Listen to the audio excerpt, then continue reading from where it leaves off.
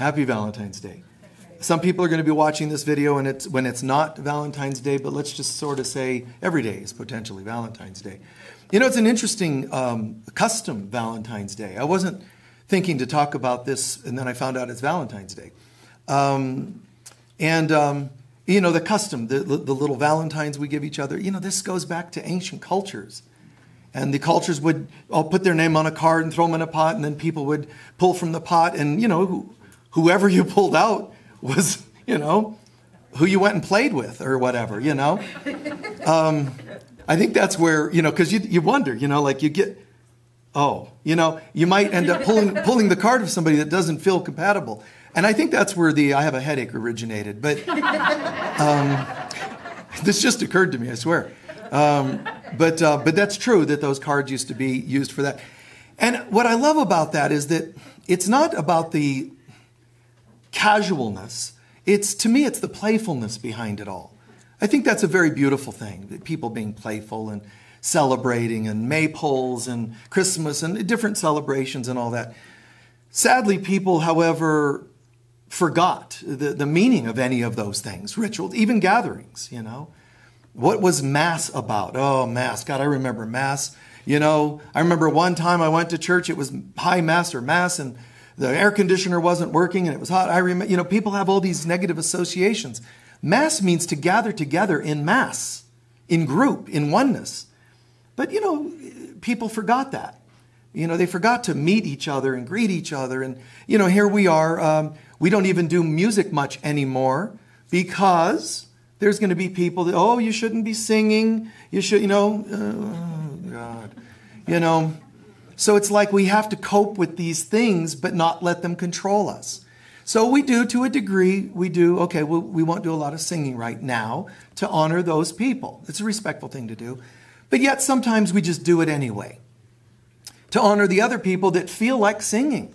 Because it's just right to be able to sing. It's right to go, God, I feel really alive. Oh, you're not allowed. Oh, okay, never mind. It's like being home again as a kid, you know. Don't be too happy. Okay. The world wants to do that. The world wants to just, whether you call it beat it out of us or programming it out of us, the world does not want to be a happy place. And yet people keep going to the world to find their happiness. It's got to be an inside job. So to me, romance, Valentine's, Christmas, Maypole, you know, any celebrations, to me, they're beautiful. I sometimes will make, you know, funny comments about some of these things because of the way people do them. But to me, love, romance, Valentine's is beautiful. Not for the codependent aspect, but what it's concealing. Beneath Valentine's and beneath these celebrations and beneath, you know, giving you a gift for Valentine's Day and so forth, underneath it is really a quest for the real thing. Real love. Honestly.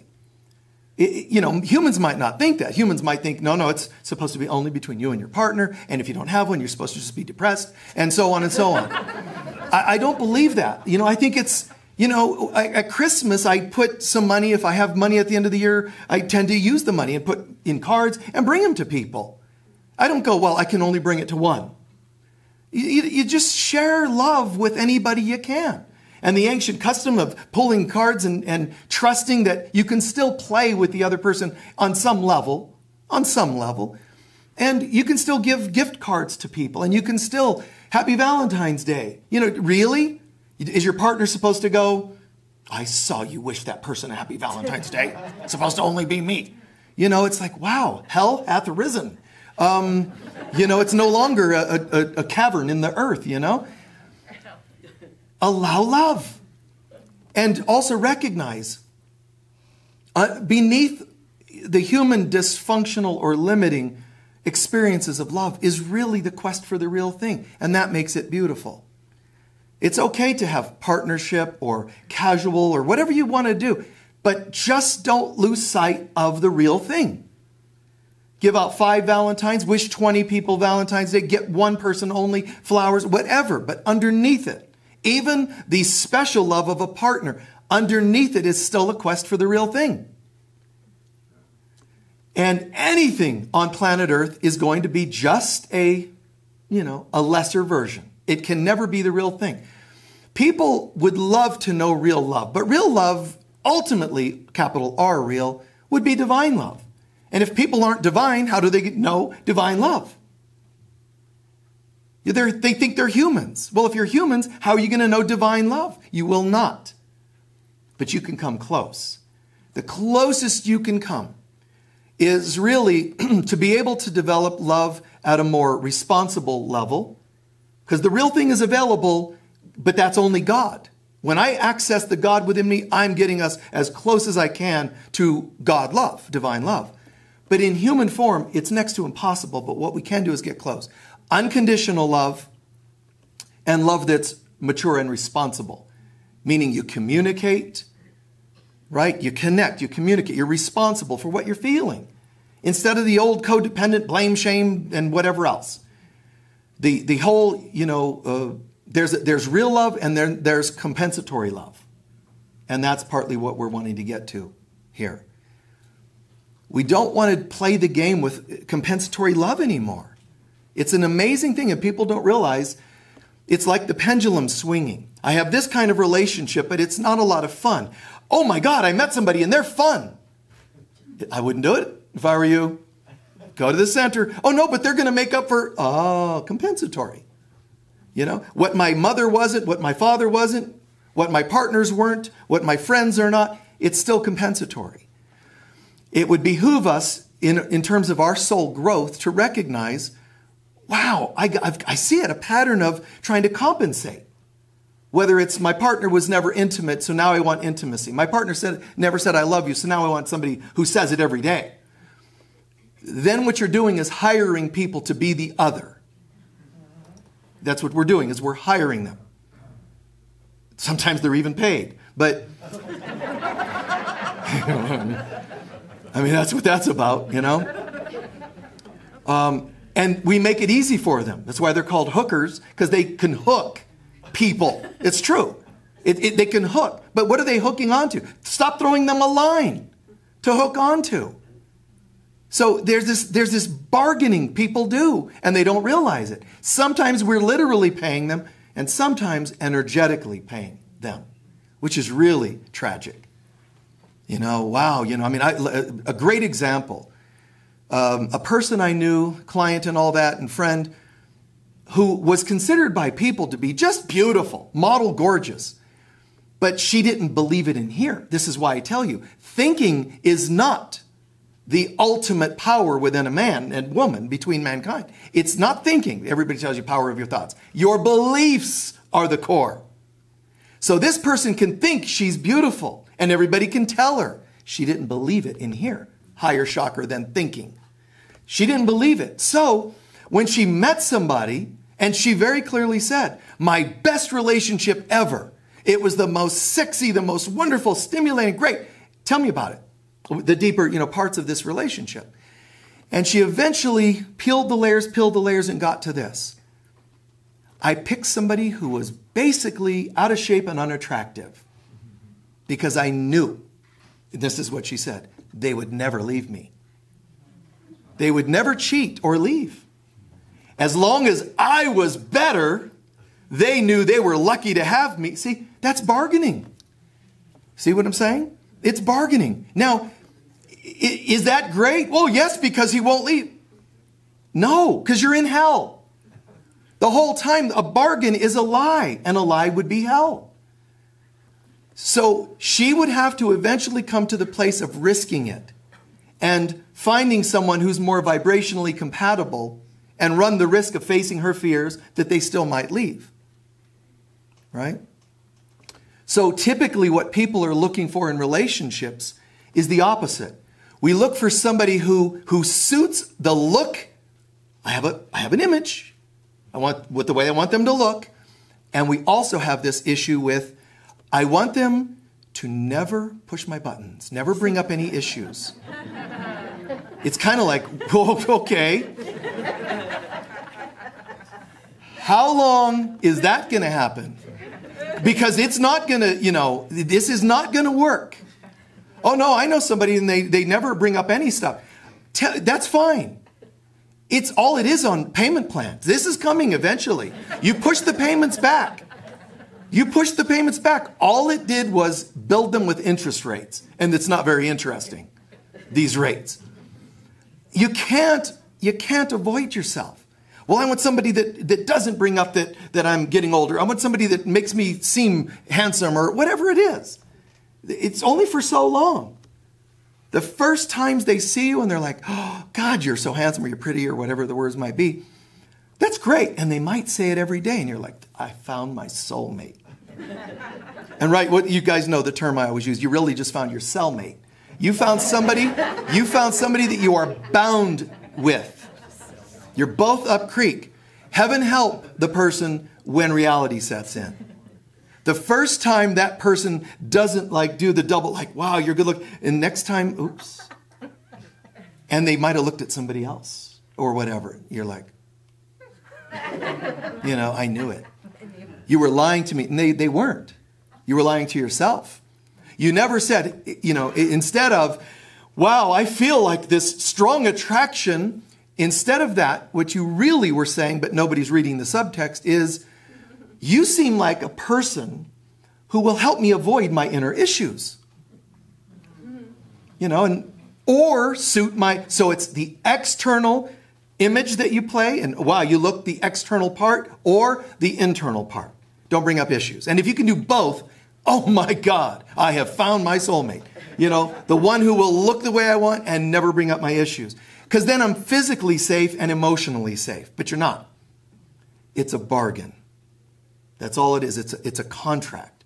And it's not one that your higher self wants. If I'm in my lower self, I can't create a higher self relationship. If I'm in my lower self, which means unhealed wounds, neediness, codependent tendencies, self-deception or deception on others, all of that stuff is a broken me. So how can I go, I can't wait. I'm totally screwed up, but I read that there's such a thing as soulmates. I want one now. How do you expect that to be vibrationally compatible? Are you different than yesterday when you were messed up? Did you heal? Did you go, oh my God, it's time to really look at myself? No. Same person, same vibration, same challenges in our partnerships. However, we think sometimes that this can't be a true rule Michael's talking about. Because I have had people that weren't the same. Right. They were compensatory and the pendulum swung, so you thought you broke out of jail. But you didn't. All you did was make friends with another inmate. This is great as this is coming to me, and I think, Michael, it's Valentine's Day. Oh, that's right. Hi, everyone.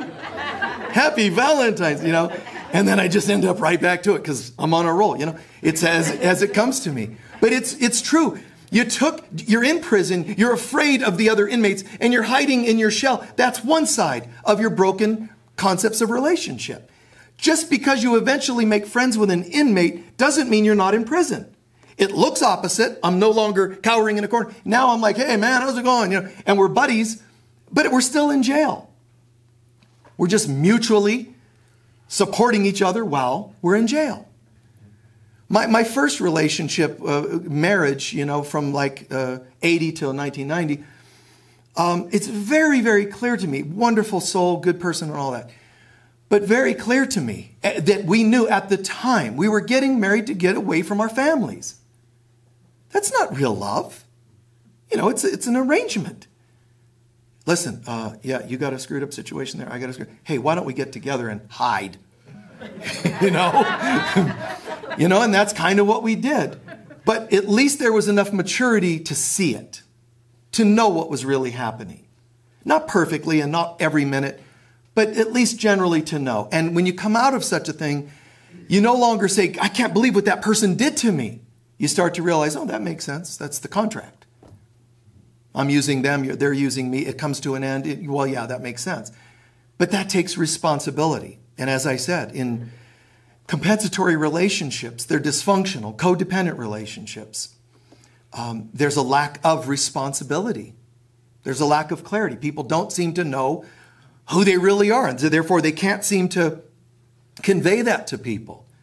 Now, how do we end up in these types of relationships. And I mean, these are experienced, there's the people that, the compensatory is going to come from. There's the people in my life who didn't do what I wanted them to do. They wouldn't give me what I wanted. They wouldn't be what I wanted. So I'm going to swing and look for the opposite. That happens a lot. There's also our own inadequacies that we want to make up for. So there's people letting us down that we try to make up for, the pendulum swinging, but the pendulum swinging means it's still swinging.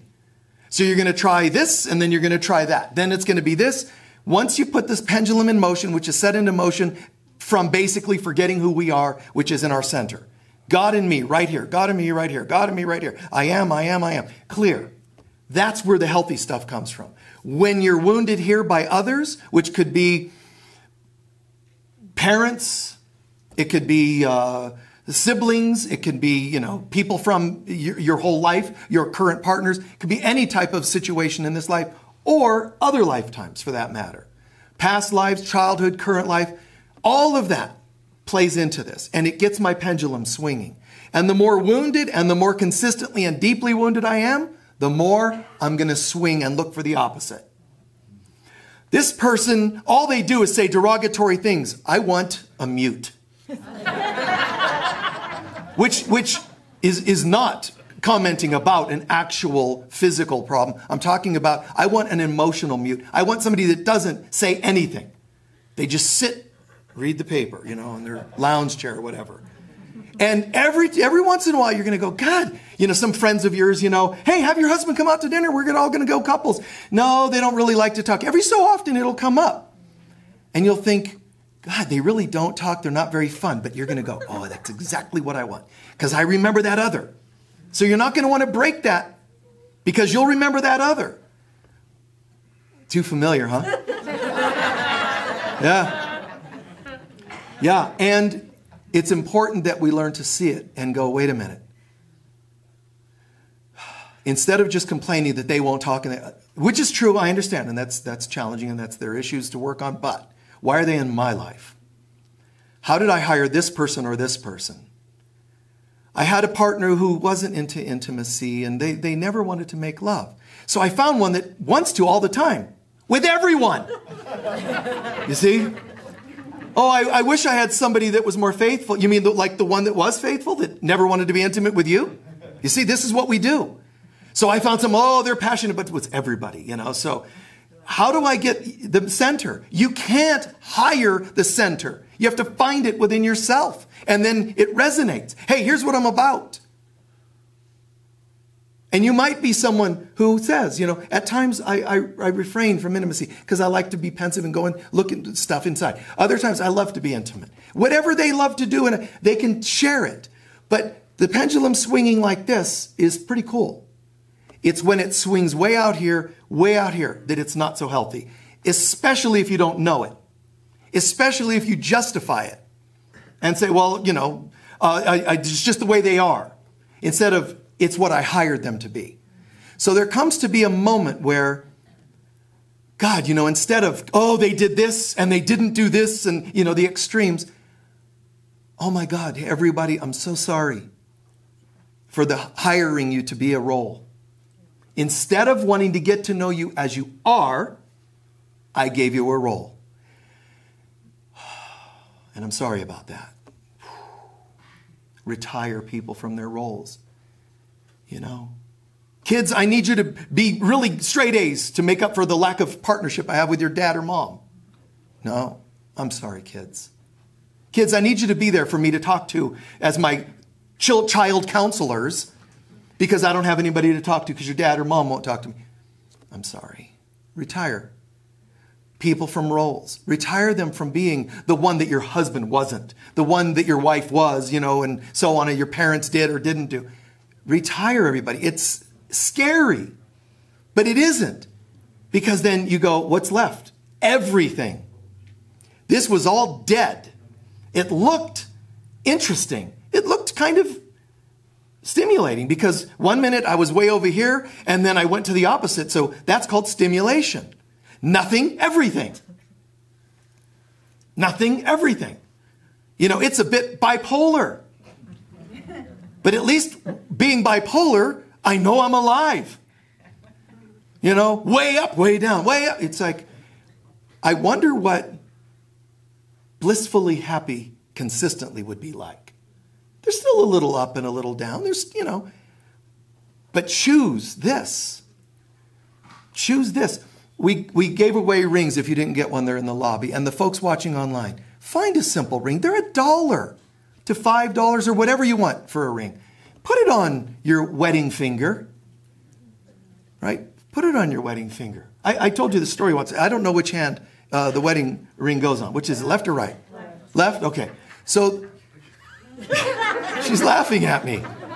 Go ahead, humiliate me. No, it's true. I don't know. But I did this when I was proposing for marriage.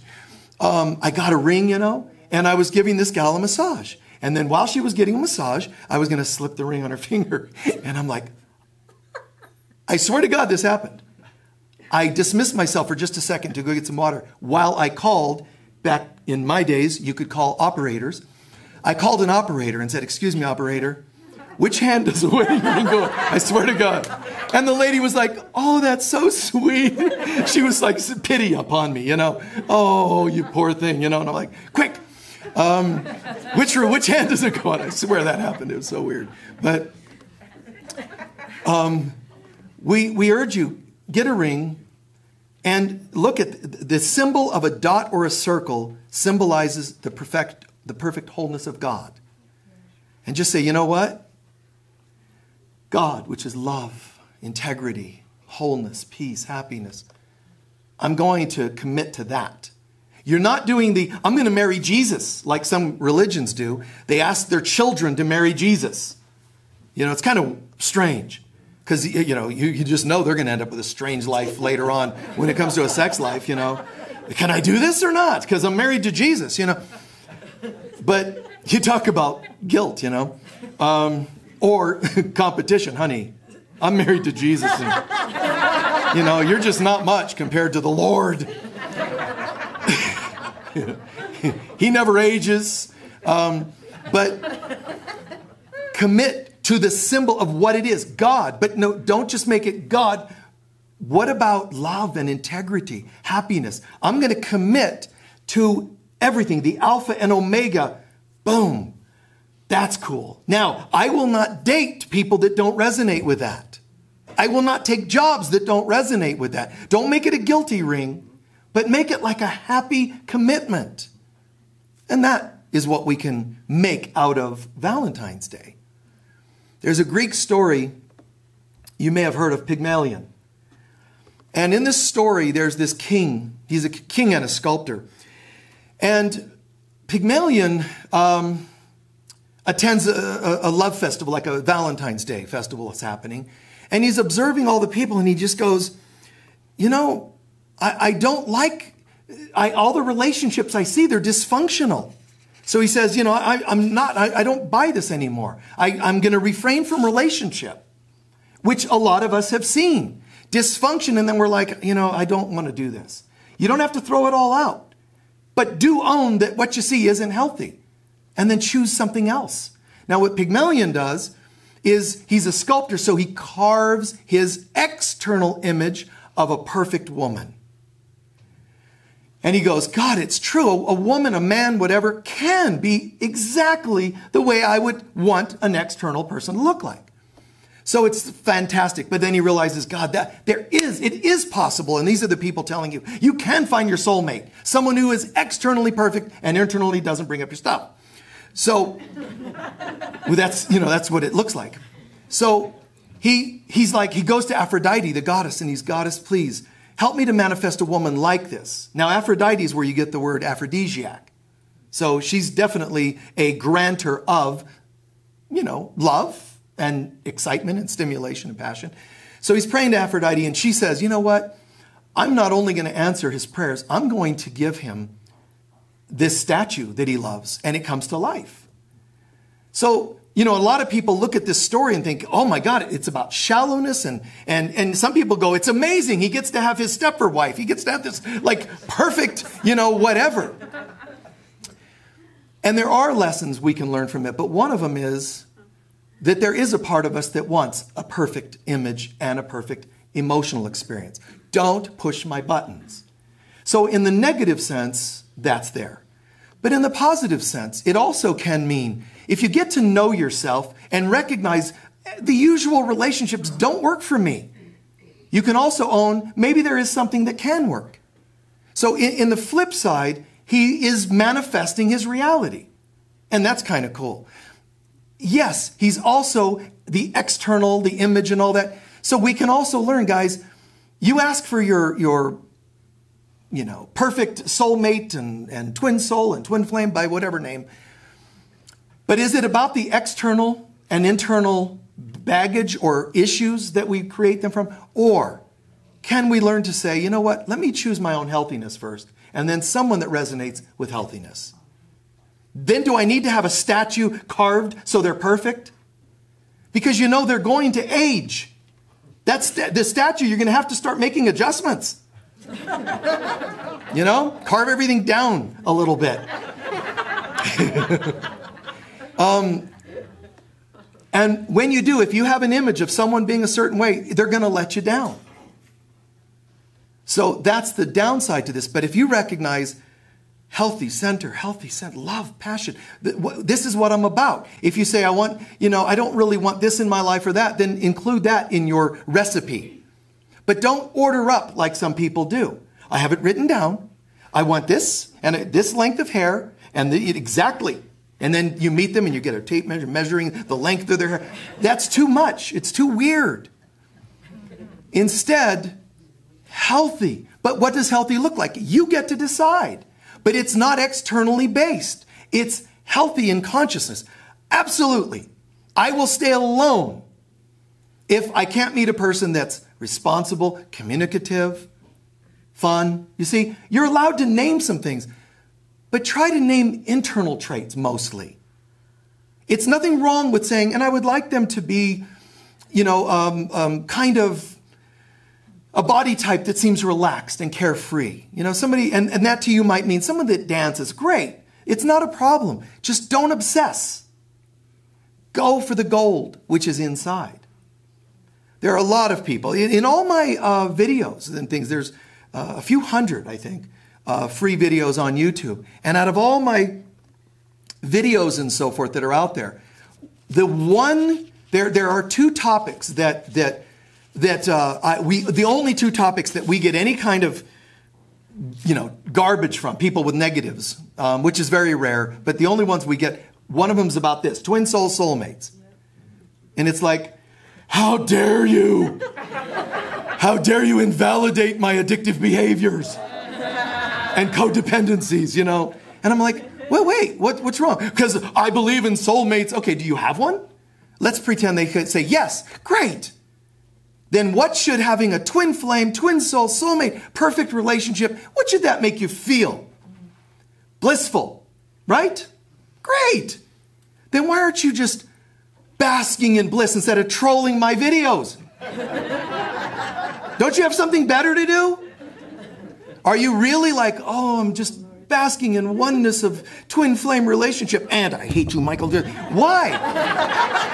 Why? You're letting me take you off center? Really? Your relationship should be like, man, I'm just so blissed out, there's no room for people like Michael.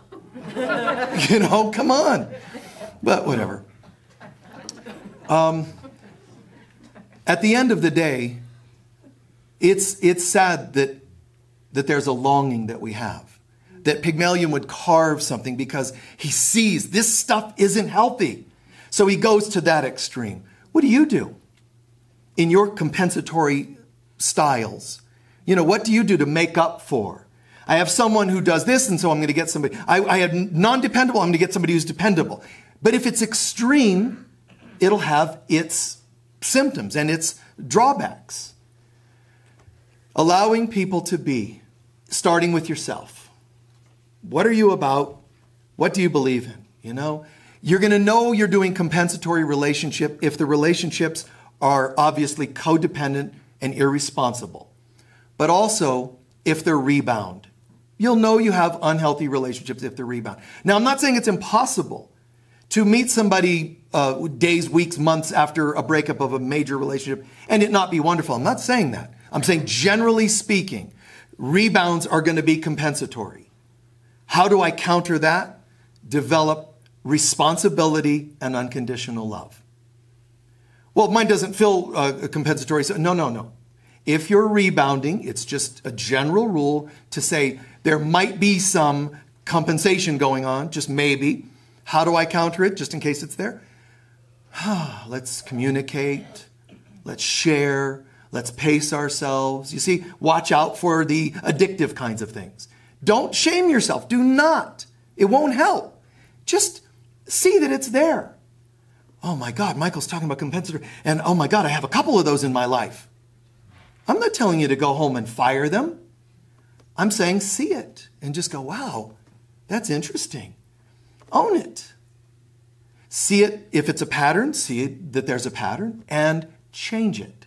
That's all. Make some alterations. If you've got one already and you don't want to go home and end it, don't.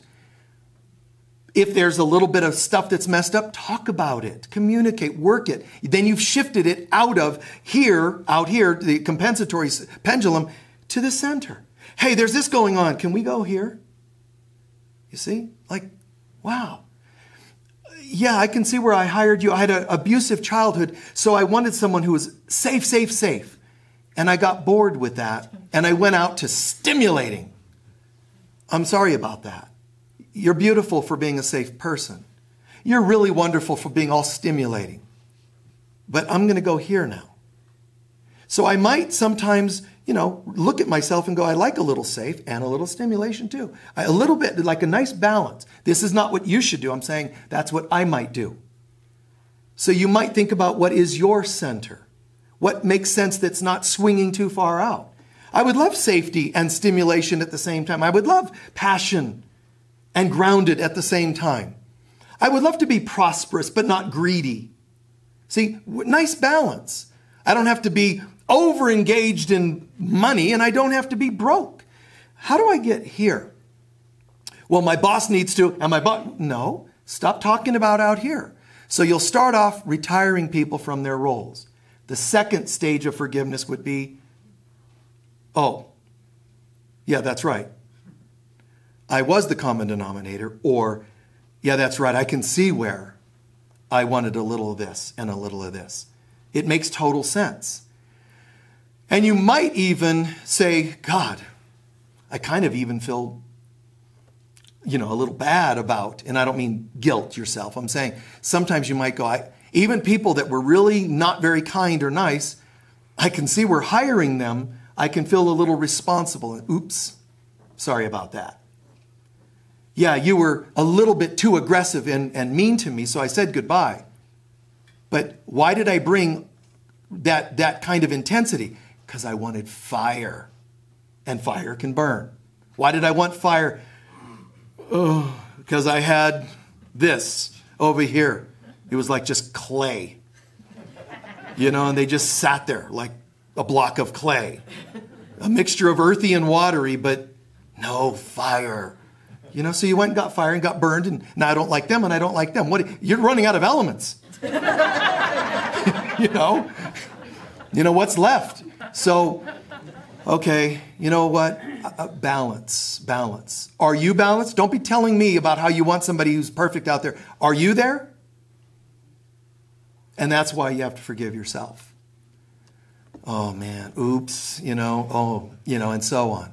And what's nice about this is at the end of the story, we start coming back to when we've done work with forgiving them for being this and this, and for compensating for this and this, we come back here and go, oops, and you look for your own patterns and you let yourself off the hook. And then there's a point where, wow, the more I have forgiven them and forgiven myself, the more peace I feel. And also I get to know what I'm interested in. And if I am going to meet somebody and they seem really intensely out here or there, we have to at least communicate. This is what we're doing. I can see that this accountant of mine, I remember a guy saying once, I have this accountant or this investment person they had in their life. And I remember them saying, Yeah, I wish they were a little more aggressive with my money in terms of investing so I could get more back. But I knew the person telling me that was very conservative. So they were longing for a more aggressive investor. Had they gotten one and lost money, they would have been complaining about that. That's not being responsible. I'm not saying they're bad for saying it. They're bad for not seeing it. It's better to go, that's the perfect investor because I really am erring towards the side of being conservative. Don't wish for, own. And if you want to change it, then own it here in you and say, I'm now owning that I'm a little bit more ready for aggressive investor. Then get one.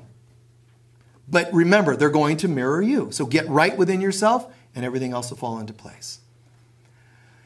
And in summary, I'm going to end where I began. Love in all forms is beautiful. Even the most malfunctioning, codependent, it still conceals the longing for real love. Remember that and soak that in. Instead of shaming it. You can learn from it and grow, but don't shame it. Just, I see what I was doing. And everything is really a call. Even the most hurtful, non-loving things is a cry for love. So I can see that my sleeping with 5,000 people was a longing for love, and it wasn't being found. So I kept doing it. That's, it becomes a pattern, a hobby, habit, whatever. I can see where my refraining from love because it wasn't the perfect Pygmalion carving. I can see where I played it way too safe and constricted love. Still a longing for love. It's still, I wish I could find that, but I can't. So I won't do anything. It's still extreme. Nothing too much. And seeing that in ourselves and forgiving others the roles and forgiving ourselves for putting them in those roles. All forms of love. I only ask this. If all attempts at even romantic love is a search for real love, that's fine. Own it and be okay with that. But then why then settle for anything but real love? So let's not just make it enough that all love is a search for real love. Let's also find real love and experience real love and share real love. Let's get there, at our own pace or whatever your willingness is, fine. But, make the quest. I'm fine with the love I share for now, but I'm not giving up on real love. I'm going to nurture that in my life. Responsible, forgiving, unconditional, whatever form it's going to work for you. Set your course. Set your course and marry the real thing. Okay? Let's take a few centering breaths, please.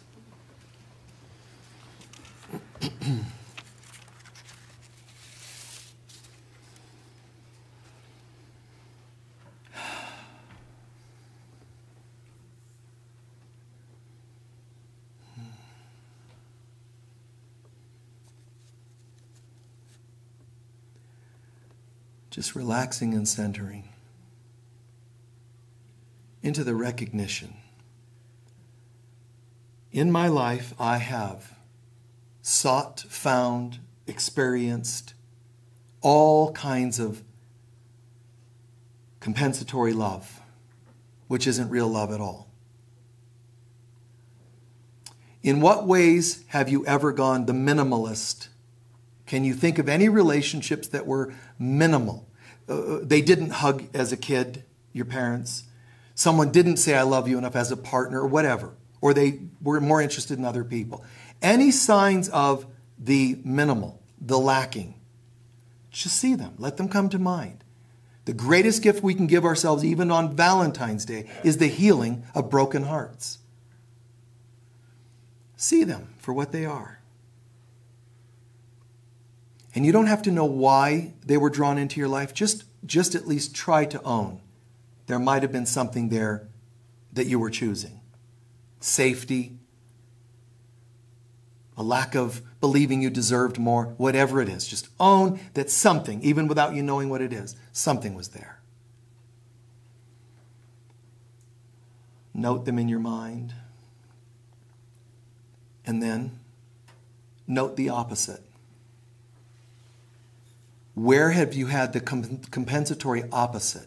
Someone that was finally in your life making up for that. They were finally willing to be more intimate or say I love you or give you more gifts or whatever it is. Stimulation. They made you feel far more attractive, desirable.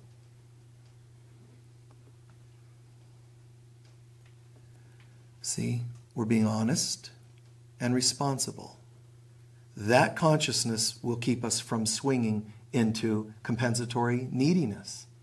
Just look at it and be honest with yourself. Where did you swing out the other direction more? This could be any kind of relationship.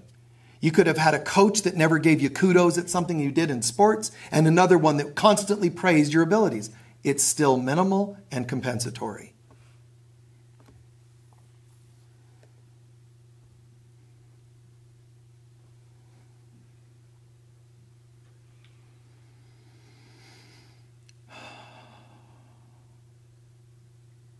And then know that on some level, it was in your mind the desire to compensate. But the compensation is about duality. Two extremes that are not your real self. Forgive everyone for the roles they played or even if they refused to play. Both hurt. Retire them so that the hurt can dissipate. If there's no one there doing and not doing, then the pain can go. Retire them as best you can. I see the contract. I'm sorry. Please forgive me. I would like to know love with you, unconditional God love with you instead. Thank you. And let them be. And then go to your center, yourself. Hello, beloved. Wow, what a strange ride we've been on in this world.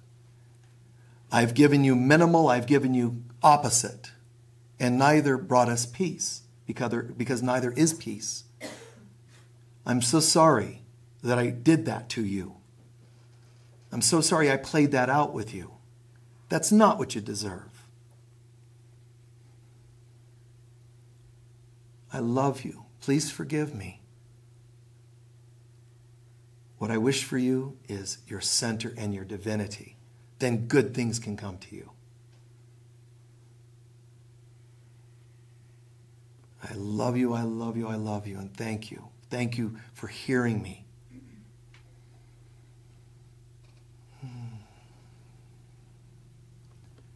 And let that fade now. And just a last half a minute, breathing in and imagining, what if you found your center? What if instead of carving and soulmate praying and all that for a perfect such and such, what if we just find peace and then happiness? Peace as a wave coming in, happiness as a wave coming out. It's like, wow, you feel so good. Just make believe that you feel that, and then it'll start to be. But make believe you feel that. Peace and happiness. And then imagine, what if every day you come out to the world and share that vibe with people? I'm just a person of peace and happiness. And you do your best to wish that upon everybody. But some people will pull out from the rest of them and stand out as somebody to share that peace and happiness with. That's a healthy co-creation of a relationship. Some of them might pull out from the group and be friends. One might single out, two might single out, or whatever, as lovers, partners. But it all comes from this beautiful, blissful center. So notice that there's less tension on the concept. They could be there a day or 5 lifetimes. All I'm focusing on is the love, the peace, the happiness. And I remain complete, whether they're there a day or 100 lifetimes. I remain complete and grateful.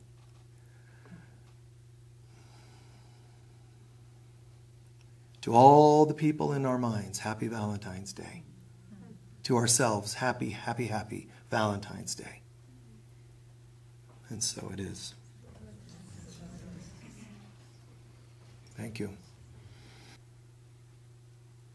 The light of God surrounds us. We are the light of God. The love of God enfolds us. We are the love of God. The power of God protects us. We are the power of God. And the presence of God watches over us. We are the presence of God. Wherever we go, God is, I am, we are, and so it is. Breathe that in and know it's the truth. Know it's the truth. Blessings to everyone. Peace be with you all, and happy Valentine's Day. God bless. Thank you.